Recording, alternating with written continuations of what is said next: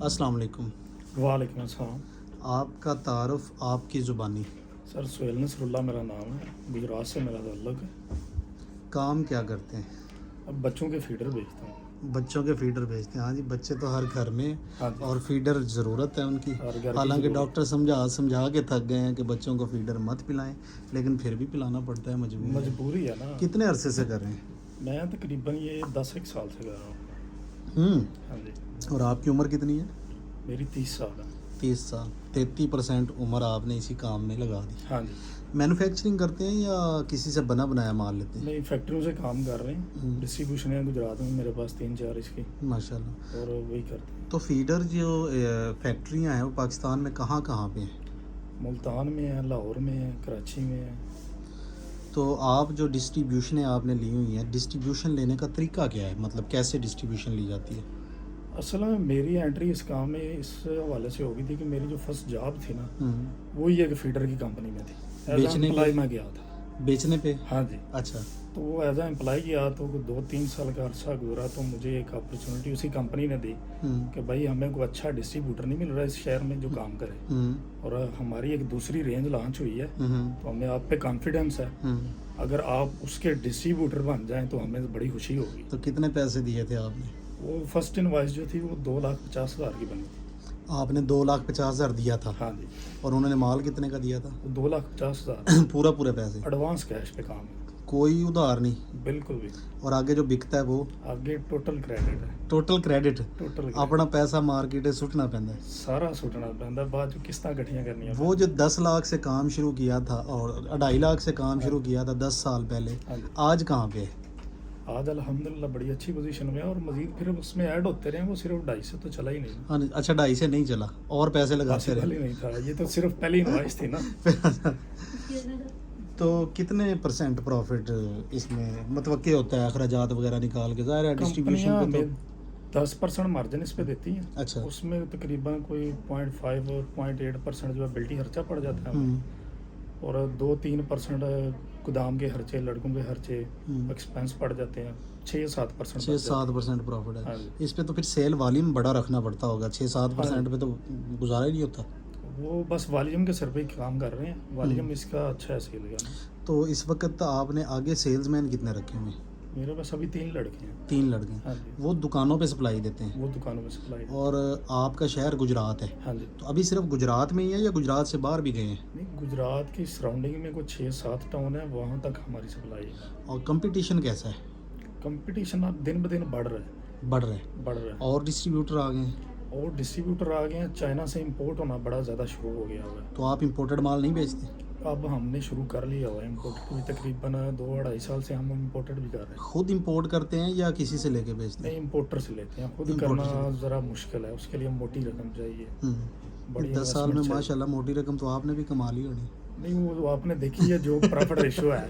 हाँ, उस profit ratio के उस हिसाब से प्रॉफिट ये तो बहुत कम रेशो प्रॉफिट। में तो सिर्फ फीडर कर रही हैं या बाकी प्रोडक्ट्स भी इसमें? बेबी एसेसरीज तो बहुत सारी हैं। नहीं, अभी हमने इसमें थोड़ी सी जो है ना तब्दीली की है। टूथब्रश साथ ऐड किया को तकरीबन 6-8 माह हो गए हैं। टूथब्रश बच्चों का ही या छोटे बड़ों बच्चे और सबका? बड़े वो दोनों का। सबका। हाँ जी, और हेयर ब्रश, ये 2 आइटमें हमने हेयर add ब्रश की हैं। तो ये भी डिस्ट्रीब्यूटर से ले रहे हैं? हाँ जी, उन्हीं कंपनियों की डिस्ट्रीब्यूशन या नहीं, नई कंपनी ऐड कर रही ये है? चाइना के हैं सारे। दोनों ज़्यादा आइटमें चाइना की। ज़्यादा कौन सा बेबी फीडर बिकता है साइज़ के हिसाब से बात की जाए तो? साइज़ लार्ज ही सबसे ज़्यादा बिकता है, लार्ज। क्योंकि 0 साइज़ चलता है 2-3 माह मैक्सिमम। उसके बाद मीडियम जो है वो 3 माह से लेके 6वें-7वें महीने तक चलता है। फिर आगे बच्चे ने 3 साल तक पीना है, 4 साल तक पीना है, या वो 8 साल तक पीना है, वो फिर लार्ज ही चलना है। वो 250 ml से 300 ml तक होता है। 250 से 300 ml का जो फीडर है हाँ जी, इस वक्त उसकी रिटेल प्राइस क्या चल रही है? रिटेल प्राइस जो दुकानदार बेचते हैं वो तो जो लोकल है वो 200-250 का बेचता है। इम्पोर्टेड जो है वो महंगे होते हैं, वो 350-400, फिर मज़ीद महंगे होते हैं। जैसे ही उसकी कास्ट बढ़ती है वो महंगे बेचते हैं। आप डिस्ट्रीब्यूटर हैं, आप डायरेक्ट दुकानदार को देते हैं या होलसेलर को देते हैं?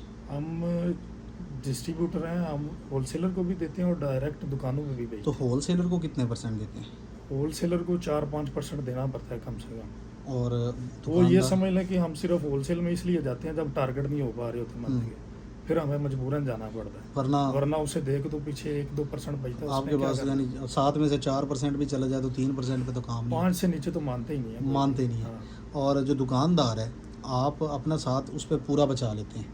उस पे ऑलमोस्ट पूरा बच जाता पूरा है। बच- कोई होता है जिससे अपना खसूसी प्यार होता है तो उसे कहते हैं अला अच्छा यार आपको। अच्छा, मिसाल के तौर पे जो 350 रुपए का फीडर दुकानदार हाँ। बेच रहा है, आप उसको कितने का दे रहे हैं? वो मैक्सिमम हमसे 200-250 तक। अच्छा, हाँ, यानी रिटेल में असल मार्जिन इसका रिटेल में, असल मार्जिन रिटेल में। असल मार्जिन रिटेल में। तो अभी तक आप सिर्फ गुजरात शहर में दे रहे हैं, हाँ जी, तो गुजरात से बाहर देने का नहीं सोचा कभी? जितना इसमें मार्जिन है जितनी दूर जाएंगे आजकल आपको पेट्रोल के वो नहीं, वो तो बल्क अच्छा। क्वांटिटी में जाएंगे ना। नहीं जाता ना, क्योंकि कंपनियों ने हर 15-20 किलोमीटर बाद जो टाउन है वहाँ पे अलग से डिस्ट्रीब्यूटर अच्छा, अलग से डिस्ट्रीब्यूटर बनाया हुआ, हाँ। आपके लिए रास्ते ही नहीं छोड़े हुए। रास्ता ही नहीं छोड़ा हुआ, वो इत्ते खुद हर जगह पे भेज रहे हैं। अच्छा, अब जो फीडर है उस पे आपने कभी अपना मार्का लगा के बेचने का सोचा? नहीं, क्यों? वही पहले वाली बात है जो आपने इंपोर्ट वाले सवाल किया था। हम्म मोटी रकम चाहिए, नहीं, अभी देखिए, इतनी जो- इन्वेस्टमेंट नहीं है। सिर्फ मार्का ही लगाना ना, आप किसी हाँ। भी जिस भी मैन्युफैक्चरर से माल ले रहे हैं उससे बात कर लें कि मैं आपसे 0.5% छोड़ता हूँ, मार्का मेरा लगा दें, आप अपनी कंपनी रजिस्टर करवा लें। असल में अभी तक ना कुछ तकरीबन कुछ 6-7 ही टोटल जो है ना पंजाब में फैक्ट्रियाँ इसकी, हाँ, और उनमें से कोई भी अभी तक ना कॉन्ट्रैक्ट मैन्युफैक्चरिंग करने के लिए तैयार नहीं है। बात करके देखिए। 1-2 से की है। अच्छा, उन्होंने फिर कहा, आप भाई एक- जाना आप यही बेचो, वो फिर भी एक- हमारा है, ये भी हमारा है, आप यही बेचो। इसमें फिर एक और काम किया जा सकता है ना, ओके। जो चाइनीज़ इंपोर्टर हैं आप उनसे बात करें और उन्हें कहें कि जो आप कंटेनर मंगवाते हैं मेरा मार्का लगा के मंगवा दें। वो पॉसिबल है। उसमें होगा पता क्या, आप 7% की बजाय आप उसमें 12-13% बचा सकते हैं, और फिर एरिया सारा पड़ा हुआ है, फिर आप डिस्ट्रीब्यूशन दे सकते हैं जिसको भी देना चाहें। वो पॉसिबल है, ये प्लान है मेरे माइंड में, लेकिन बात फिर इन्वेस्टमेंट पे आगे रुक जाती लो है। जी, अगर कोई तो फीडर बनाने वाली कंपनी का बंदा सुन रहा है या कोई बंदा इनको इनका मार्का लगा के दे सकता है तो इनसे रब्ता कर लें, क्योंकि मुझे लगता है कि ये जल्दी मान जाएंगे। कॉन्ट्रैक्ट मैन्युफैक्चरिंग ये करवाना चाहते हैं। आप अपना टेलीफोन नंबर दें ज़रा। 0349 0349 49 फिर 49। जी अच्छा, एक मिनट दोबारा, 034949 66 66 175। 175। ये टेलीफोन नंबर है, व्हाट्सएप नंबर है। अगर कोई चाइना से फीडर मंगवा के इनको इनका मार्का लगा के दे सकता है तो वो भी रब्ता कर सकता है। और अगर कोई दुकानदार है तो जो ये ऑलरेडी 3 कंपनियों का माल चला रहे हैं वो भी रब्ता कर सकते हैं, इनसे ले सकते हैं। आप इसकी ग्रोथ कैसे देख रहे हैं इस बिज़नेस की? अच्छी ग्रोथ है इसकी, दिन ब दिन आबादी बढ़ रही है, बच्चे पैदा हुए जा रहे बच्चे हैं, पैदा हो रहे हैं, फीडर बिक रहे हैं फीडर बिक रहे हैं, धड़ाधड़, और जो पैदा हो जाता है वो भी 5-6 साल मुसलसल इसकी फीडर जान नहीं पीते ही छोड़ता। रहता है एक दूसरे से छीन के भी पीते रहते हाँ हैं। जी, और फिर ये आइटम ऐसी है, ये ज़्यादा से ज़्यादा जो अच्छे माँ बाप समझदार पढ़े लिखे हैं ना, वो महीने 1.5 से ज़्यादा यूज़ करते ही नहीं है, बेशक वो जितनी मर्जी अच्छी कंडीशन में हो, क्योंकि ओवरऑल प्लास्टिक है, जितनी ज़्यादा दफ़ा उसे यूज़ करेंगे वो बच्चे की सेहत के लिए उतना ज़्यादा नुकसानदेह होगा। तो जो थोड़े मतलब मिडिल क्लास से थोड़ी ऊपर क्लास है वो महीने 1.5 बाद तो लाजमी चेंज कर लेते हैं। अभी कोई फीडर की एजेंसी डिस्ट्रीब्यूशन लेना चाहे तो उसकी टर्म्स एंड कंडीशंस क्या है, मतलब कंपनियां किस बेस पे देती हैं उनको? अभी तक तो जितनी है कोई ज़्यादा मुश्किल नहीं है, बस फिर इनवॉइस कैश है, पैसे इनवॉइस दें, माल भेजें, दें। पैसे दें और माल आ जाएगा, हम्म, सिंपल ही है। है टोटल कैश? पहले ना पिछले कुछ तकरीबन 1.5 साल 1-2 कंपनी नई शुरू हुई थी, उन्होंने टाइम दिया था, 15-20 दिन का वो गैप देते थे, लेकिन आजकल महंगाई होने की वजह से ना वो भी उन्होंने भी छोड़ दिया हुआ सब कुछ। वो कहते हैं भाईजान अब नहीं वारा खाता, अब पैसे पहले माल बाद में। मिसाल के तौर पे मैं एक एजेंसी लेना चाहता हूँ, एक हैंडसम बिजनेस करना चाहता हूँ, 1 लाख रुपया मैं महीने की बचत लेना चाहता हूँ, तो मुझे कितनी इन्वेस्टमेंट के साथ आना पड़ेगा?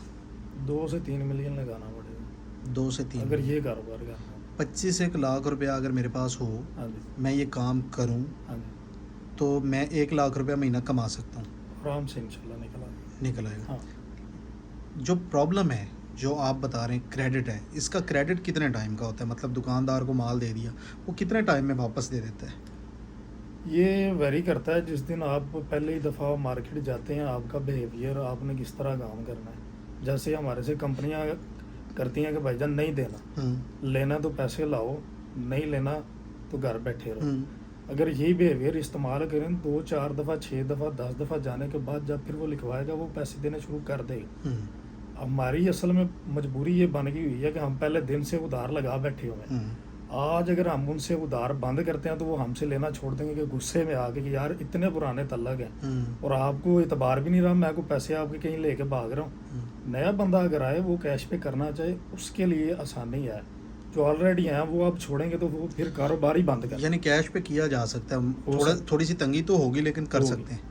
सर्वाइव करना स्टार्टिंग में 6 महीने 8 महीने साल एक तक मुश्किल होगा। अच्छा, मैंने डिस्ट्रीब्यूशन ले ली, एक बड़ी शॉप बना ली, बड़ी अच्छी जगह अच्छी लोकेशन के ऊपर काम शुरू कर लिया, मुझे कितने बंदे चाहिए इस काम को हैंडल करने के लिए?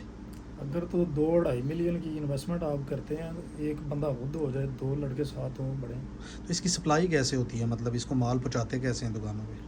एक दिन एक लड़का ऑर्डर लेने जाता है। अच्छा, पहले एक ऑर्डर टेकर है, ऑर्डर लेके आता है। एक ऑर्डर टेकर है, वो एक एरिया में हफ्ते के 6 दिन है, 6 दिन डिवाइड है। अच्छा, डिवाइड। इस दिन इस एरिया में जाना है, दूसरे दिन दूसरे में जाना है।